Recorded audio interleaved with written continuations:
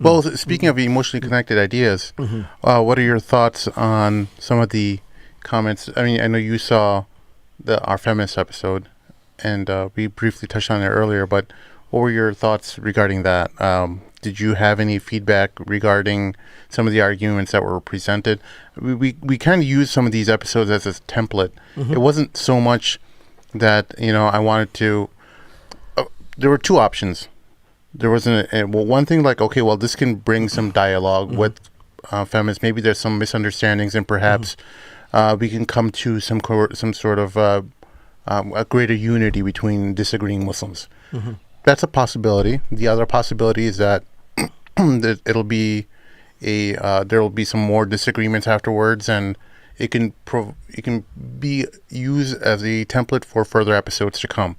So, and I know you heard the episode, and you had some thoughts regarding various points that were presented. Did you have any feedback regarding that? Yeah, I mean, definitely. I think that overall, I think that at times that the sisters had some reasonable things that they were saying. I think that always has to be acknowledged that the concern with issues of women's inclusion, issues of women being able to have space that's clean and spacious in the masjid, among other things, and the idea of including women who actually may be scholars in certain types of events. Not that I'm not one of those people who I'm not bothered by an all-male panel or an all-female panel. I'm not one of those people who says it has to be 50-50 or there always has to be a sister involved or it has to be a brother involved. No, I'm not one of those people. I believe that we should always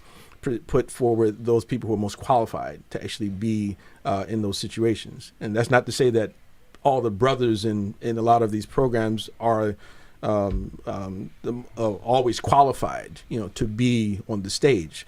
So I do think that we have to really reconsider that. We invite people who are not perhaps really qualified; they simply have to be men. But at the same time, I don't think that it's an Islamic sort of policy or Islamic teaching that the people that we should be going out of our way to make sure that there's proper gender sort of representation. I don't necessarily see that, in the Sunnah of the Prophet ﷺ. But I see in the Sunnah of the Prophet that he's placing forward those people who are most fit to be in those particular positions. So it's meritocracy rather than just based upon just simply gender. So but of course, if you have people who women, sisters who are qualified and brothers unqualified, we should try, to do that. But if it doesn't happen, if it's difficult to happen, then, we should not be questioning people's intentions. So that was one issue. The other issue, in terms of critiques, I think that that one thing was brought up about this idea of how certain people who are given a platform in the community who share Jordan Peterson. Videos. That was you ever play Mario Kart? It was like a video game. They throw the banana. Right. And I was like, okay, well, this is something that was sent to me, so I end up defending Jordan Peterson, and I didn't want to bite because I knew there's a whole lot of nuance in this with related to what Jordan Peterson says. I only wanted to make sure that she understood we're not the Jordan Peterson fan club. So I later added the caveat that we were actually probably the only Muslim platform that specifically told the problematic nature of anthropomorphology, the attribution of animal characteristics to humans. And we wanted to make sure that while Muslims want to learn from Jordan, that's fine. He's got some great points, but you have to understand you can't take everything with that. So that's how it was. Just something that was kind of sent towards my way, and I didn't want to completely bite on that because it could be easily painted as a Jordan Peterson fan club, Right. But there are definitely a few issues I think are important to highlight because, one of the most important issue for me listening to these things, I hear people say things like, okay, well, Jordan Peterson, you shouldn't share him. He's a known white supremacist, and saying things like that. That was completely false. That's not. I mean, and it tells me I smirk when I hear Muslims especially say these type of things, and the reason I smirk is because I know they're just simply parroting what their friends on the left tell them to say, right?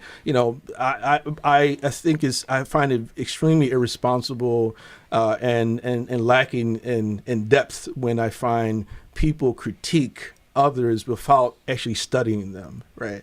And so to hear that, it's like, well, he's a white supremacist. I say, well, based upon what? I mean, give us a quote from him, give us something that he did that proves he was a white supremacist, and I'm quite sure that sister or anybody else who actually says that couldn't give it to you, you see.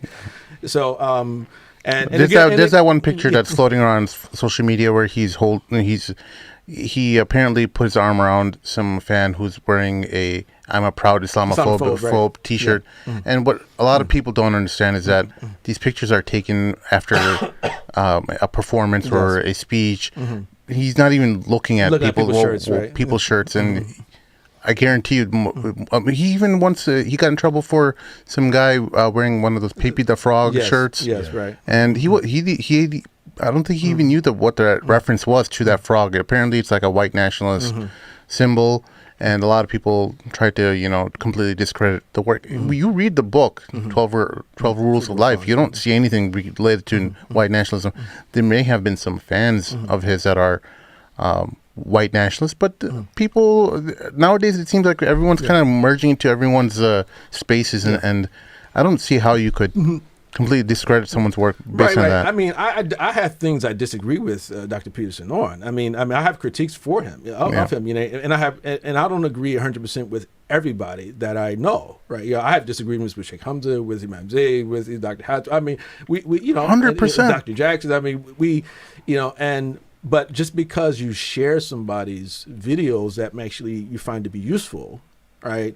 One, doesn't necessarily mean that you agree with everything that they believe, and then two, it doesn't mean that you even agree with 100% of what's actually in the video, right? Yeah, but it's just the whole idea is that, listen, here's a particular perspective that may be of use to our community, and furthermore, if you listen to it, you absorb it. At least if you disagree, you can disagree based upon an informed, it's an informed disagreement. It's like I actually listened and heard, and now I have this critique. Yeah. And then we can talk about your critique. Is your critique a valid critique or not? But you just say, okay, because the person was in the picture or said something critical of Muslims or Islam, or perhaps even the Prophet sallallahu alaihi wasallam, right? Yeah. Then it's like, okay, that in itself is reason enough to say, you know what, everything he says, I can't listen to anything what the person has to say about this thing, but it's really a problem. I see that the Muslims have really allowed themselves to be placed on the leash, right, of the left. The left is really goading us forward and dictating to us how to react to people on the right, and into our own Muslim community, members of our own community as well. Yeah. Well, you saw that Dr. Yasser Qadhi, and I don't mean to pick on him at all, but he actually went out of his way and he put the picture of that student who was wearing that "I'm a proud Islamophobe" and Jordan Peterson putting his arm around him. He went after him. And that's fine. He went to Twitter and he went after Jordan Peterson's thread. I did too. Yeah, explain yourself. But the thing with that is that it's completely 100% fine. The problem is you don't do that on the opposite end of the spectrum because it's not cool to. It's you found allies within the left, and you don't want to hurt anyone's feelings because now you're no longer interested in. You've added addendums to Amr bin Maruf, and you've essentially said, okay, well, this doesn't apply for this end of the spectrum, but for this end of the spectrum, it does apply. These are enemies and these are friends. You've decided that these are your enemies, and I think that in itself is a big problem for Muslims. That I don't see that to be prophetic. I don't see it as being Islamic. For us to prejudge individuals, for us to decide that an entire sort of slice of the population. You're talking about half of the country. Yeah. Right? Technically, we've pretty much declared them to be our enemies. And it's like, why? Because they support Trump or they support conservative perspectives, and I think that really what drives more than anything else is that people on the right have been critical of Muslims. And I understand it, and it's like, okay, well, but do people not have the right to be critical of Muslims at times? Are Muslims like perfect? Are we spotless? You see, and what do these people really know about Muslims and about Islam? You see,